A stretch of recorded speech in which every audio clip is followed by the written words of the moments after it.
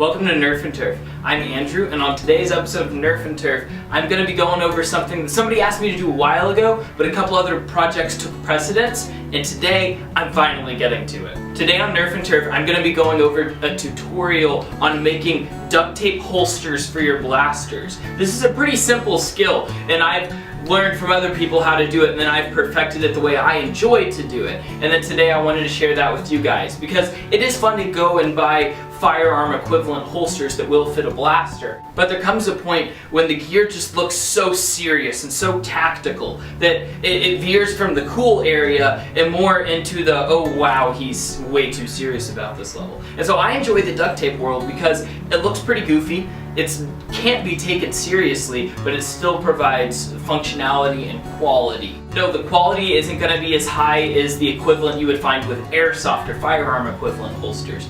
However, this is a much cheaper way, and I wasn't ready to put money down on a good holster that I wasn't sure my blaster was going to fit into. I decided to make custom holsters that I know is going to fit the exact blaster I make it for. So today, I'm going to go through one of those and show you how I would build a holster for one of my blasters. Here I have an old holster that I originally made for my Mavericks because they're pretty blocky and they're wide with a cylinder. However, the nice part is my Chronos, for the most part, does fit in it.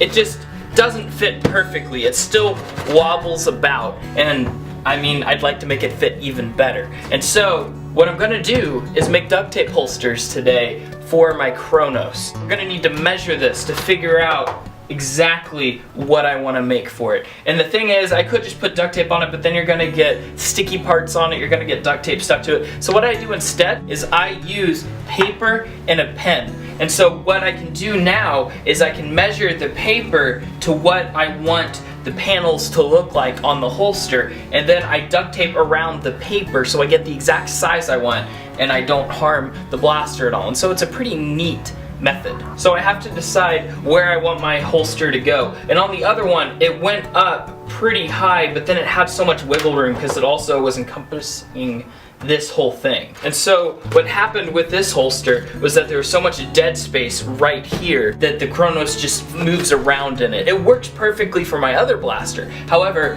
for this, I want to make something that fits perfectly for it. And so I want something that's going to be snug. And so I'm going to place it up against this, figure out exactly where that meets, and then simply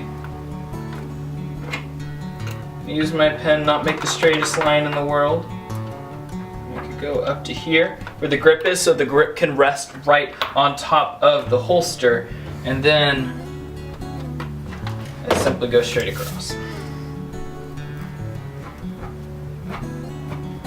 No, I'm not an artist. No one ever said I had to be to play with Nerf.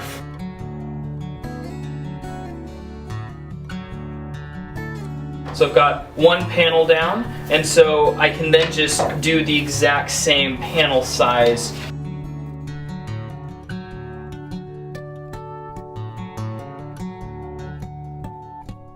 And so for the back part of the holster, what I'm going to do is simply make this really terrible line and then make it just all the way up and down. And so because the piece of paper is almost the same height as that, and so that's going to help me beautifully.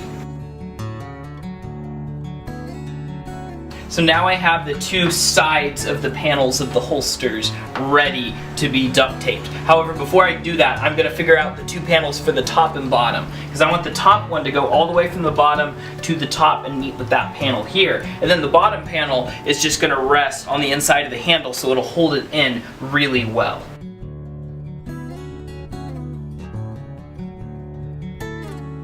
So now I've got all the panels more or less set where I want it on my blaster. And I can see, yes, this is going to measure up nicely. And so from here, I'm going to go ahead and start putting the duct tape on these parts. I am also going to make a bottom set for this, so I'm going to measure that out now as well.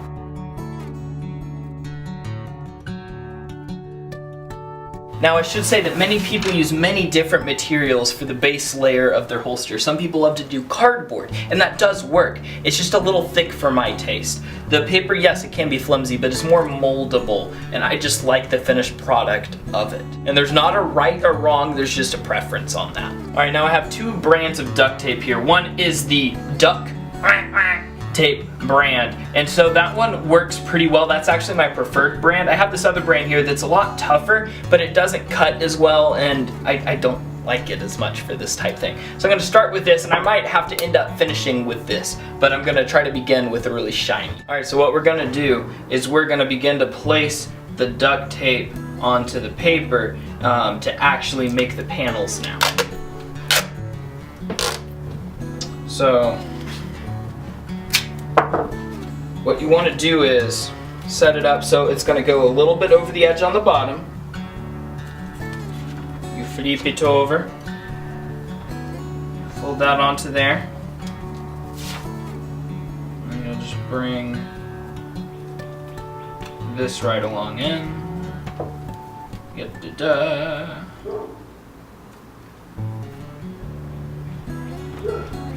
Cool.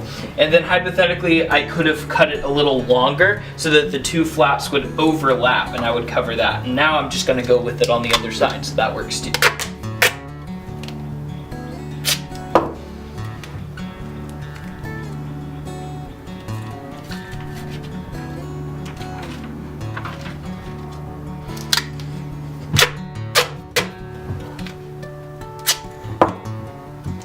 And cue the time lapse.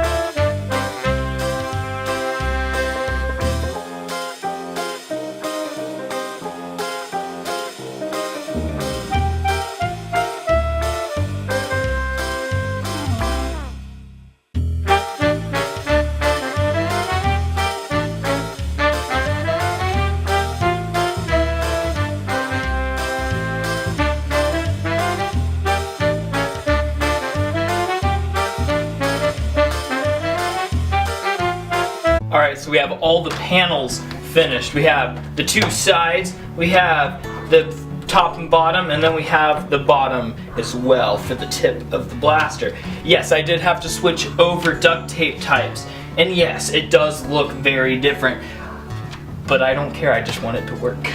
And I put a little bit of this so I can put a little external stuff on it, so hopefully the external can still remain the same. So this is the tricky part now, because now we attach all these pieces together. And in the past when I've done this, I have put it together incorrectly, so a right-sided blaster became a left-sided blaster, and I wasn't too happy about that. So let's see what we do today. So the goal is, it's going to be set up like that, because it's going to be on my right hip, so it's going to be like that, with the tall part at the front and the short part in the back. So that is the plan. So you attach the pieces one by one. I generally start with the inseam.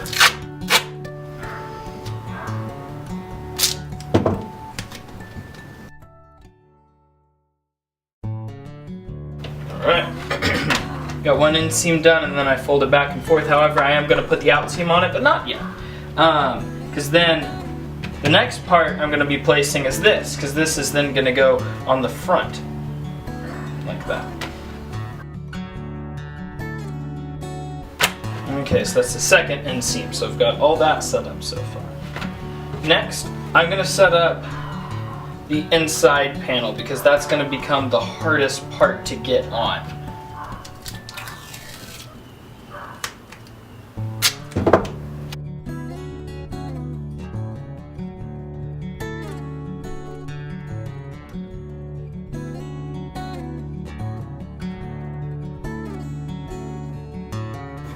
Okay, so as you can see, it's a little disproportional, but that's okay. We still have plenty of room and time to fix this. First, we're gonna just make sure it's still sliding in like a glove. That's much less resistance, or much less wiggle. As you can see, it's that little bit thinner, but that little bit thinner is what's going to keep it in a lot tighter. Alright, now I saved enough of this, hopefully, that I can put that as the seam on that. However, I'm first going to put this as the preliminary seam and then that on top of it to finish the seam off.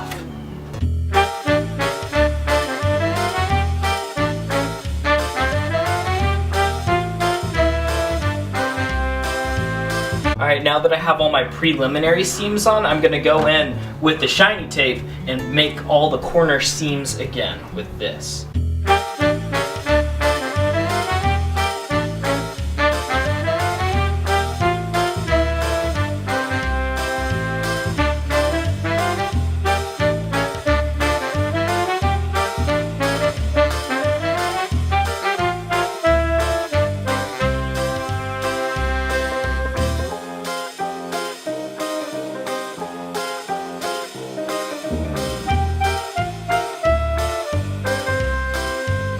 Alright, well there we have it. We have a Kronos leg holster. This is a right side holster, so you would simply put a belt through this and you could wrap it around and then your Kronos just goes in here.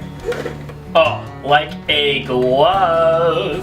And so it fits pretty tight. Yes, there's a little dead space here, so hypothetically, things that I'm gonna do to this in the future is I can take this and pinch this off just to make that right there a little tighter.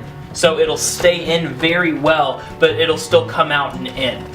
Because right now it's still going to wiggle about a little bit, but considerably less than what it was. Also, I'm going to try to figure out how to fashion a drop leg holster part to this, where I would be attaching, not a belt, but some form of strap to the end of this to tie around my leg so that it stays on my leg a lot tighter. So that's the implementations I'm going to be doing in the future for this. I hope that was helpful. I know for me, learning how to do this for the first time, it was so helpful to learn from those that knew what they were doing. And I'm not saying I'm good at this by any means. I've done a couple of them, and I really enjoy the way it works because I can tune it to exactly what I need it for. You can even make magazine holsters for your mags, so you can just have those on your battle belt around you. Yes, you can buy pouches and such that would probably work more efficiently or that would hold up a little bit better, but this is a very cheap way to get exactly what you want. Get on out there and nerf your turf. Have a blessed day.